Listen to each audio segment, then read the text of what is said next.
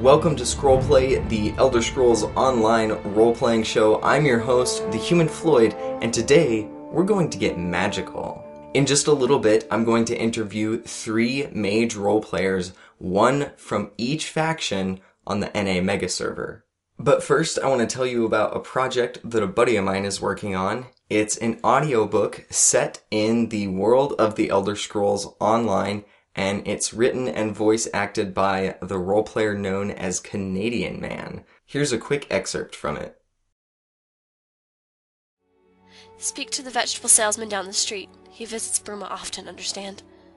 Now go! Antagonist panicked and tried to speak, not knowing what to do besides run for the door, closing it behind him. That would be the last he would ever see his mother. The next few hours were a dark and confusing time for the young antagonist. Within a few hours of running from his mother, he had packed a small backpack full of a few apples and a loaf of bread, along with a single cotton blanket before departing from the brothel and heading towards the local market to find the vegetable salesman he knew as Edward. As you can see, he's a great voice actor with an exciting story to tell, so you can click the link here or in the description to listen to the entire thing. This is the last episode of Scrollplay Season 2, so I want to take a minute to tell you guys what you can expect from the channel in the next few months. And as always, I want to thank everybody who has supported the show. This is the 20th episode, if you can believe it or not, which is pretty crazy. We've almost been doing this show for, it's been about 1.5 years now. So thanks everyone. It's been awesome. So some of the projects that I'm going to be working on between seasons include the return of Let's Roleplay in EU DC at last, I know. And I'm going to do a few more episodes of that before wrapping up Flonius's story for now. And we'll be hanging out with Cry Gra Ushan from Grulshrog Yul, which is about the orkiest name I've ever heard for a clan. And you can learn a little bit about their clan and about Cry on the most recent episode of the Character Corner. I'm also going to start working on the last part of role-playing in MMOs, a beginner's guide. The final part of the series is about what to do once you have the basics of roleplay down and you want to keep going with your story. And of course, I'll continue to work on Rock and Roleplay, which we do about 1 episode a month, but it takes a surprising amount of work for each episode. And you can always find those on rphq.org. Which leads me into the next thing I have to talk about, which is the Roleplay Headquarters. You can find it at rphq.org. It's a new site that I started with people like Tag, Dyna, Malfunction, Dominator046, and Chem is also involved, who we'll be talking to here in a little bit. And basically, I noticed that there was no real hub for role players, and even though we share a lot of common traits, we're all separated into, like, here's the Elder Scrolls role players, here's the Star Wars Old Republic role players, here's the tabletop role players, etc., etc. And I thought it would be cool to have one website that all role players can use for whatever type of role play they have, and connect with other role players and talk to each other. So it's not finished yet, but we're going to have all sorts of things like resources for all types of role play, lore information, a list of online role play communities. We want to have a list of LARP groups there so that you can find groups in your area to LARP with, dice rollers, all sorts of stuff that people can use, resources for tabletop DMs, and we're going to have an engine forum attached to it. And we already have a couple of blogs and some artists who do character art commissions, and we would like to have a lot more of those too. So if you want to be involved in any way, you should message me. You can message me on YouTube, on Engine. You can email me at thehumanfloyd@gmail.com. And hopefully we can turn this into something that all role players can benefit from. There's no news for this episode, but remember, you can always find out a list of upcoming roleplay events on tesso-rp.com. Today's episode is exciting because I'm interviewing 3 really great role players, one from each faction in the NA Megaserver, so you're kind of going to get a very broad picture. Asgautr, Chem, and Solinar are some of the most talented and respected magical role players in the game, and they have a lot of great advice for anybody who wants to roleplay a wizard, a mage, anything like that. Even people who just use a couple of spells in your roleplay can definitely benefit from what these guys have to say. You can click here for the extended interview, which includes information on the 3 big magic guilds of the NA Megaserver, how to use portals in your roleplay without them being too overpowered, something that has been discussed quite a bit on TESORP, and a bit about the controversy you might face as a magic roleplayer. Welcome to Scrollplay, Asgautr, Chem, and Solinar. Hello. Hello there. This is the first time I've had 3 guests on at once. It should be interesting because we have one person from every faction here. Asgautr is from the Ebonheart Pact, Chem is from Aldemary Dominion, and Solinar is from Daggerfall Covenant. I want to start out by asking you guys who each of you are. Tell me a little bit about your involvement in the roleplay community, because all 3 of you are very involved and very long-time members. So we'll start with Asgautr. All right. So, as I said, I roleplay Asgautr Greywind, who is a Nord mage. I primarily roleplay in Windhelm and Skyrim in general. I used to be one of the officers for Hammervet Mora, which was a companions-themed guild, until I started the guild Conclave of Aetherius, which is a in-character and out-of-character hub guild for mages and other magically themed characters.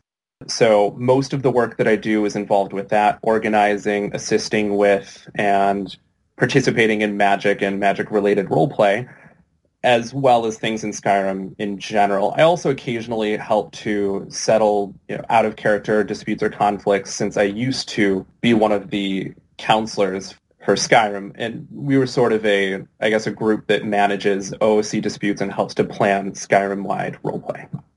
I actually had a bit of a hard time answering this question because I tend to downplay it a lot, so I asked a bit of my guildmates. One of them was basically that they replied that I'm a motivator within the community, and I do my best to spark RP, and also I'm a derp, and they made sure to make me include that. From my perspective, I do my best, like they said, to spark RP. I try to run large events that can accommodate all types of roleplay. Essentially, I usually end up as the person people come to if they have an idea, but they don't necessarily want to run it themselves, or if they have something that they want to talk about, either ICly or OCCly. ICly, my character, Tamriel Shorecraft, she's my main, knows a lot of people and has a lot of connections. Therefore, she gets people to reaching out to her and having her connect them with other people, and it sparks a lot of RP.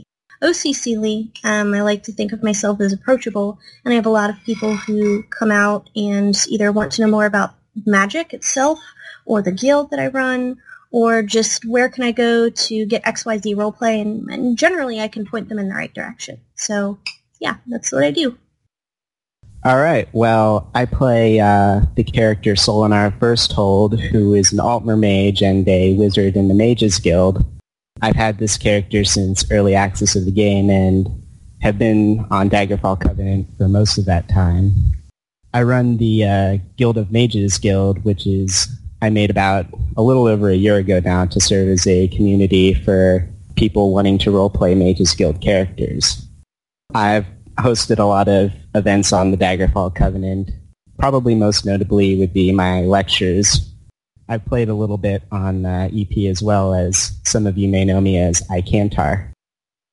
We're going to talk about mage roleplay and what exactly that involves and all the little tiny pieces that make it up.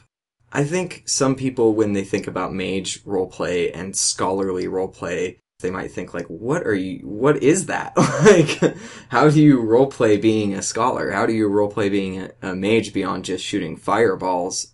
And obviously there's a lot more depth to it than that. We'll start with Asgautr. How do you roleplay a mage? There is that scholarly portion, but I'll come back to that a little bit later. We have expeditions. It's something that Conclave of Aetherius has done fairly regularly. We try to do one every other week, where we will take a expedition to a ruin or some sort of interesting place, and you'll sort of in-character delve into it, and it will include, some danger, some conflict, and also some really interesting lore-type exposure. So you can really incorporate a lot of the interesting aspects of the game world into those experiences. So there's those.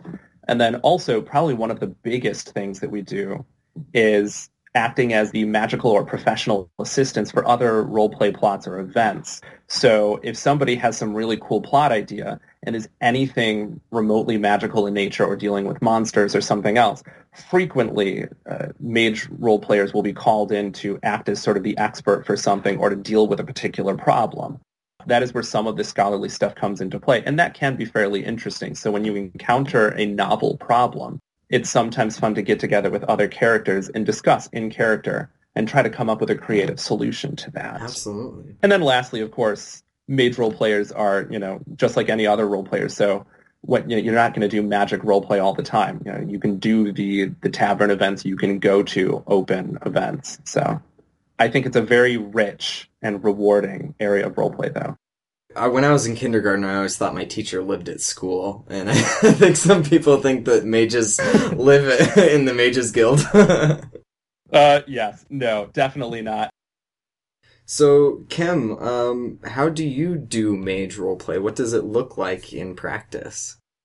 Well, for me, it's a lot more than just studying books. I actually do a lot of writing outside of the game, because you do have to study, and really after role-playing with yourself and emoting to only yourself after a while, it gets pretty weird and boring.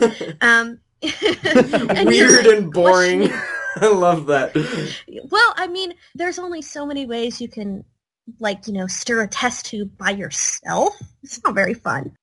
Generally, I've found a good way around that is that I have my character, Tamlin, grab her assistants or anyone she can rope in, which a lot of people are up for being test subjects, and essentially having them do that. Oh. Having her test spells, potions, having them come up with new ideas, exchange information. It's a lot of fun. But she also has this tendency to be very arrogant and fly off at the drop of a hat, which is great for RP for me as a mage, because that means that a lot of the time her spells backfire. She doesn't put enough attention or, concentration into them. She's actually set herself on fire a couple times. So it's a lot of fun for me, since that means I'm not always being stuck in, I have to go research this and spend time, in a library, do. So that's what it looks like in practice, is they essentially lead normal lives. It's just with magic. I like how you create problems for yourself out of character to solve in character. We need to go do this, or I'm terrible at this spell because I can't concentrate. That's very cool. Yeah, and that's the reason for that is because it doesn't seem like I put a lot of thought into this, but I do. I didn't think it made any logical sense that a mage would just be able to be like, poof, everything's perfect. And I thought that it would make more sense that spells take concentration, just like doing any other task. And if you're not concentrating, it has a higher chance of backfire. It makes pretty good RP to have yourself set on fire sometimes, or accidentally knock out a wall when you really don't mean to, or have a spell be the wrong spell. She's done that a couple times too. It seems like a slightly more chaotic way to roleplay a mage, which is cool.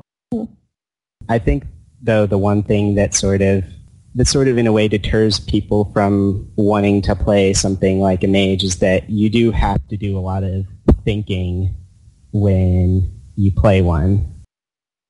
And that's just because magic is very complex and also very powerful.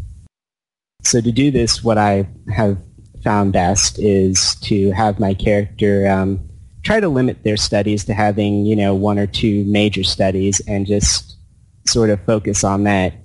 Yeah, I mean, the thing about roleplay in an MMO setting is that it's not like the single-player game where you can be a master of illusion magic and a master of destruction magic and a master of, I like it that, a lot of the better mage roleplayers I've met are focused on one, maybe two classes of magic more than all the rest of them. Right. I mean, another reason I like doing that is because, it lets your character be a lot more relevant in certain situations. Like Solinar's specialties would be destruction and mysticism.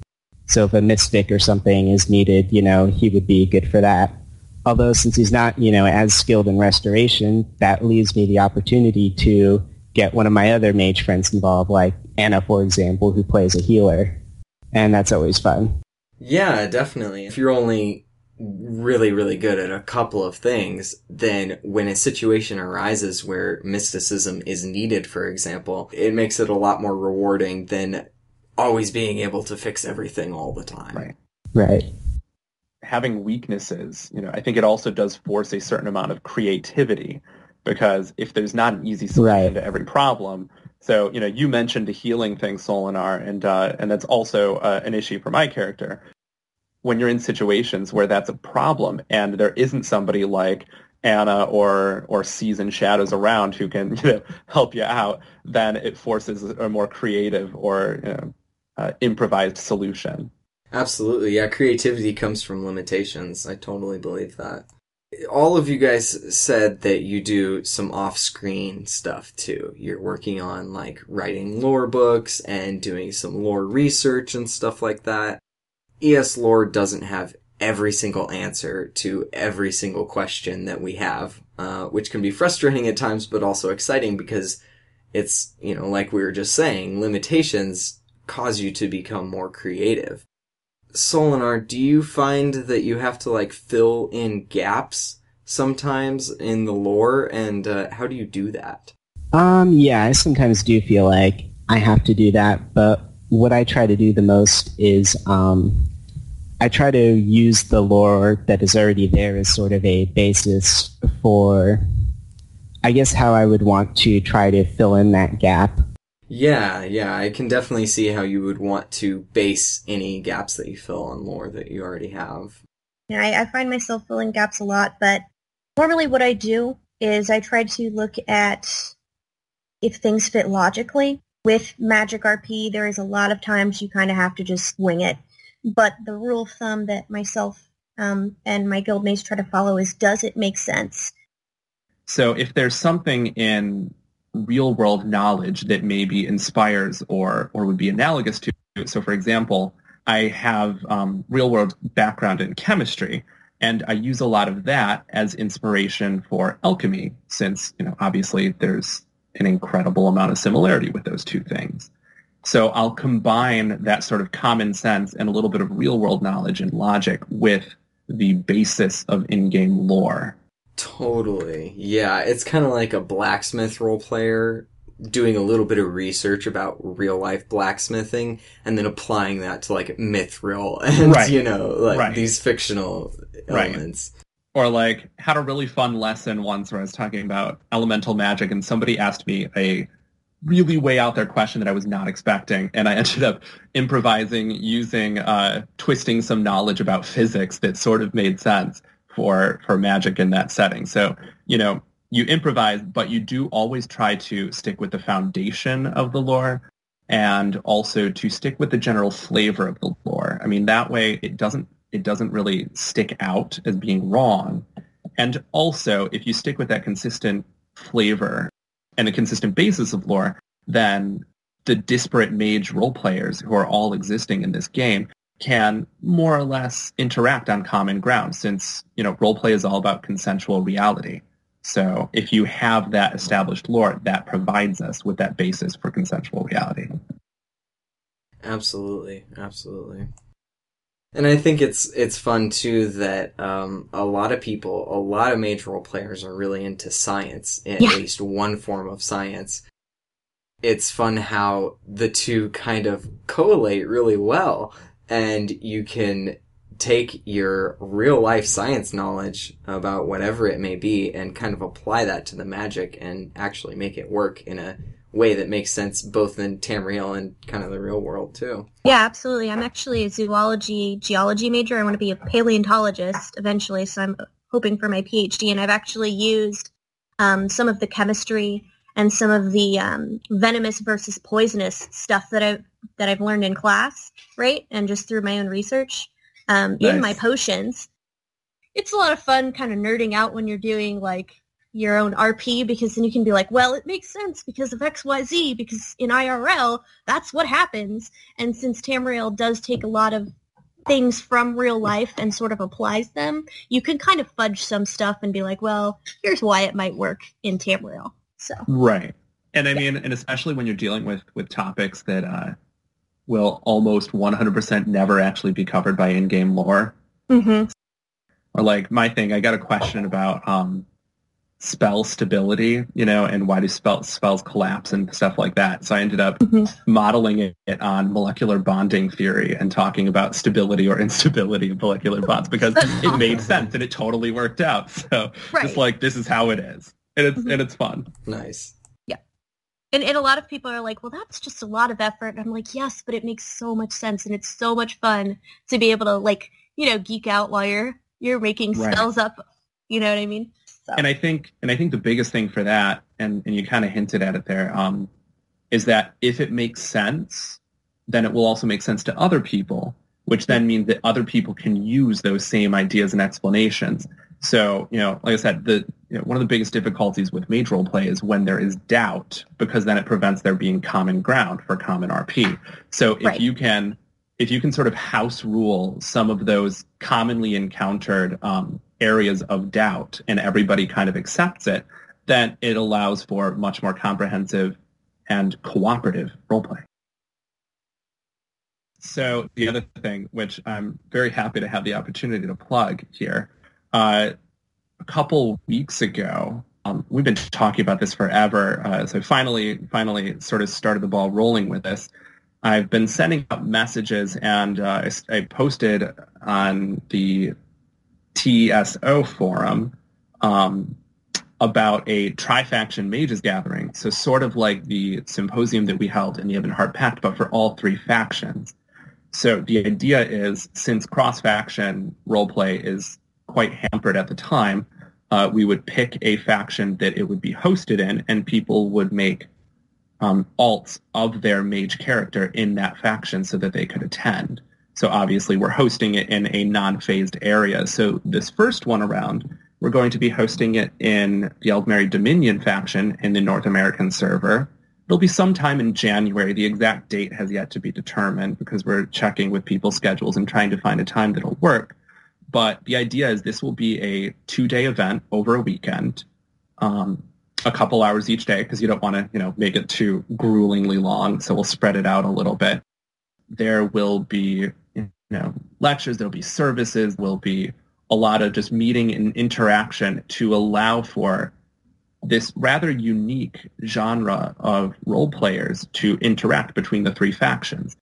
In character and out of character, I think a lot of us can say that we do have a lot more in common with each other than we might with other types of role players, since there are so many unique requirements and problems that we encounter. So really excited about this. There's been a lot of great input from people in Daggerfall Covenant, Eldmeri Dominion, and the Ebonheart Pact. So I think this will be a really excellent opportunity to bring together some very talented and excellent role players from all three factions. So if anybody's interested, I would strongly encourage you to take a look on Tesso. The name is something along the lines of Tri-Faction Mages Gathering. You can probably post a link somewhere about it. There will be a link in the description. That's very cool because, like you said, there's sometimes more similarities between role players in different factions of the same type of roleplay or class, in this case mages, than there are between people who just happen to be in the same faction. So that's very cool. My final question for you guys tonight is, what advice would you want to give to somebody who wants to roleplay a magic user? And we'll start with you, Solinar. All right. Especially for, somebody that is sort of starting out with RPing Mage and doesn't know a lot of Elder Scrolls magic. I would just advise starting simple, and by this I mean pick one particular study. I mean, I know we don't really go by the schools of magic just yet, but you could always pick one of those for the sake of simplicity, like, say, destruction magic, and then research that study in depth in lore and try to either use it to define your character or perhaps lead them into, maybe something else they might want to study if that other study doesn't suit them. I would advise avoiding your characters study, say, like multiple schools of magic all at once, or saying they're, say, like a master in all schools of magic. Have some maybe that they're just dabbling in, and have some that they're just not good in. I also feel like starting out kind of as a newbie, essentially as an apprentice mage or someone who's a beginner, is really good for your RP because it allows you to then RP with people who might have a little bit more experience than you. And it also gives you the opportunity to have that RP in the first place. One of the things I'm really grateful for that I've done with a lot of my characters, except for like maybe one or two, is that I've had them know almost nothing about the magic that they're eventually going to be pathed into, and have had them be taught by other people's characters this magic, or had them study it on their own and then practice it and then, maybe retaught a better way. I think being open and friendly is a really good way to start RPing your mage, if only because if you are really kind of cheerful and enthusiastic about your RP, other people are going to be too. Other than that, just have fun with it. The whole point of RP is to have fun. And if you aren't having fun, I think that you probably are going to get burnt out pretty quickly. I would definitely, agree with everything that was previously said by Chem and Solinar. And, read a little bit of the lore. You don't have to, totally turn it into a class and study it. But there is some fun stuff, so just kind of take it as it comes. Or for ESO, there's a fair amount of stuff that you do just encounter in the course of playing the game. So if you just, read the dialogue in the game and things like that, you will also gain a certain familiarity. And then lastly, as Chem really stressed at the end, have fun with it, because it's not something that's going to happen overnight. So you really have to have a passion for it and really, really enjoy it. It can be a great amount of fun. Awesome. Well, thank you guys all so much for coming and talking about your roleplay. This is really exciting to hear from some of the best mage role players on the NA Megaserver. Thank you very much. Well, thank you. I definitely say it's an exciting time, I think, for mage roleplay. It's definitely becoming a little more open and a little more collaborative. Awesome. Well, thanks again, guys. Yeah, thanks for inviting us on. Thank you very much, Floyd. It was a lot of fun. It was a pleasure. That concludes not only this episode, but this season of Scrollplay. Stay tuned because I have a lot more roleplay content coming for you guys, and maybe a special surprise next week. Thanks again for watching. Keep roleplaying. Peace. Happy holidays. I love you all. Goodbye. Keep watching. Thanks for roleplaying. Wait a minute.